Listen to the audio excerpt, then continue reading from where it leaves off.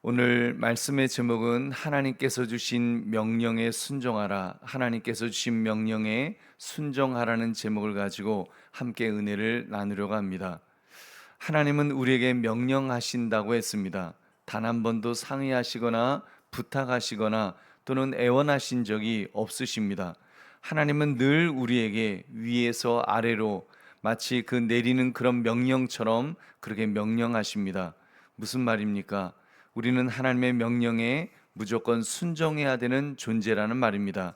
여기에는 이의를 제기해서는 안 될 것입니다. 늘 우리는 하나님의 명령 앞에서 늘 순종해야 합니다. 순종만이 믿음의 사람의 살 길인 줄 믿으시기 바랍니다. 그러므로 하나님께서 주신 명령에 순종하라, 이 제목을 가지고 어떻게 하면 내가 하나님의 명령에 순종하여 풍성한 은혜와 복을 받아 누릴 것인가를 살피시는 이 새벽 되시기를 주님의 이름으로 축원합니다. 오늘 본문의 내용을 자세히 살펴보겠습니다. 하나님께서는 이사야 선지자를 통해 자신의 생각과 뜻을 이스라엘 백성들에게 알리셨습니다. 보십시오. 하나님께서는 이방인인 고레스 왕을 자신이 사랑하는 자라고 말씀하였습니다.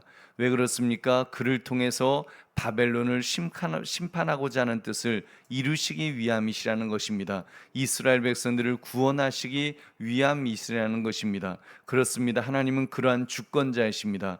하나님께서는 만물의 창조자이시며 열국의 주권자가 되십니다. 그는 자기 백성을 위해서, 이스라엘 백성을 위해서 바벨론을 멸망시키시고 그렇게 이스라엘을 구속하실 것입니다.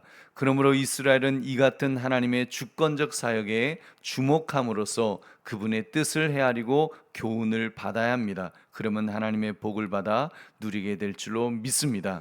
그렇다면 이스라엘 백성이 복을 받을 조건은 어떤 것이었습니까? 우리 18절 19절 말씀 함께 읽겠습니다. 시작. 내가 나의 명령에 주의하였더라면 내 평강이 강가 같았겠고 내 공의가 바다 물결 같았을 것이며 내 자손이 모래 같았겠고 내 몸의 소생이 모래알 같아서 그의 이름이 내 앞에서 끊어지지 아니하였겠고 없어지지 아니하였으리라 하셨느니라. 아멘. 하나님의 명령에 무조건 순종하라는 것이었습니다.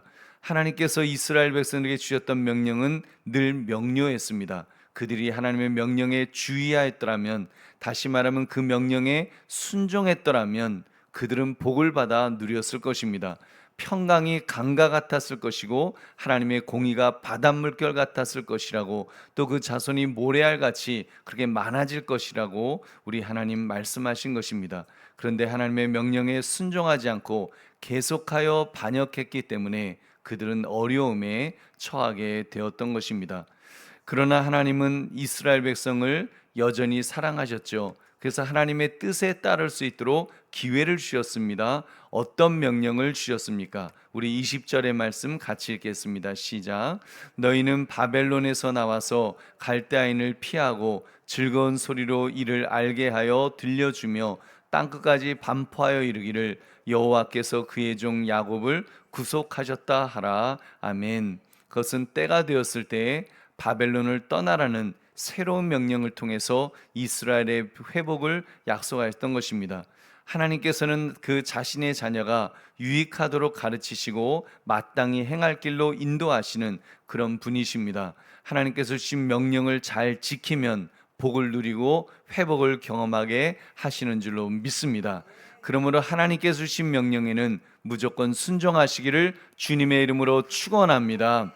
우리 보배로운 성도님들, 계속 명령을 어겼던 이스라엘 백성을 살피시며 새로운 명령을 주시는 그 하나님의 모습을 볼 때 여러분은 무엇을 느낄 수가 있습니까? 여러분, 하나님은 그 하나님의 그 자녀를 결코 포기하지 않으시고 끝까지 붙들어 주시는다는 사실을 우리는 깨달을 수가 있습니다. 여러분, 그래서 은혜라고 말합니다. 우리는 하나님의 은혜로 그렇게 사는 존재임에 틀림없습니다. 이미 죄악으로 망가질 대로 망가졌고 사실은 소망이 없는 존재임에도 하나님은 포기하지 않으신다는 사실입니다. 어떻게든 회복되기를 원하십니다. 그래서 이방인 그 이방의 왕인 바사왕 고레스를 사랑하시는 자로 그렇게 구원자로 쓰시기도 하시고 이스라엘 백성을 버리지 않으시고 다시 돌아오도록 하시는 모습을 볼 때 여러분 얼마나 감사한지 모릅니다. 그렇게 하나님은 그가 명령하시면, 그 하나님께서 우리에게 명령하시면 우리는 순종해야 될 줄 믿으시기 바랍니다. 우리 보배로운 성도님들, 오늘 말씀을 우리의 삶에 적용해 봅시다. 여러분은 살아오면서 하나님께서 하신 명령에 온전히 순종하지 못했던 적이 있다면 여러분 언제이셨습니까? 여러분, 저는 제 자신을 보아도 참 보면 한심합니다. 사실 늘 온전하게는 그게 순종하지 못하지 않습니까? 우리가 순종한다고 하면서도 온전하게, 정말 주님 앞에 온전한 모습으로 그게 순종하지 못하는 그런 우리의 한심한 그런 모습이 있습니다.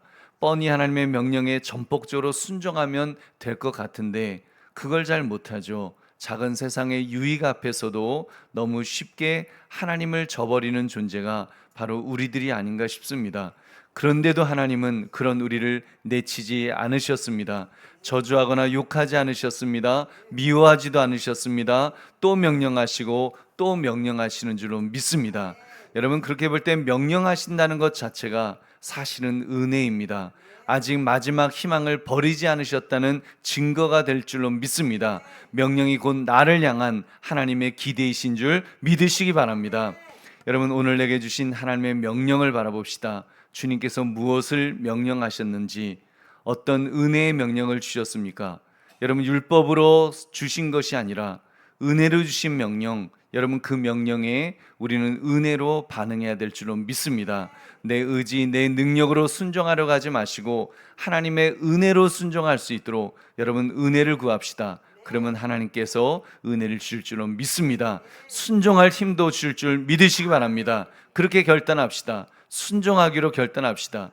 우리의 순종이 그래서 체질이 되도록, 정말 체질이 되어서 주의 명령 앞에서는 늘 순종할 수 있도록, 그렇게 반응할 수 있도록 여러분 주님 앞에 기도합시다. 그래서 우리가 어제 1개를 순종했으면 오늘은 2개를 순종하고 내일은 3개를 순종할 수 있는 그런 존재로 성장해야 될 줄로 믿습니다. 그렇게 훈련 받읍시다. 하나님께서 붙들어 주실 줄로 믿습니다.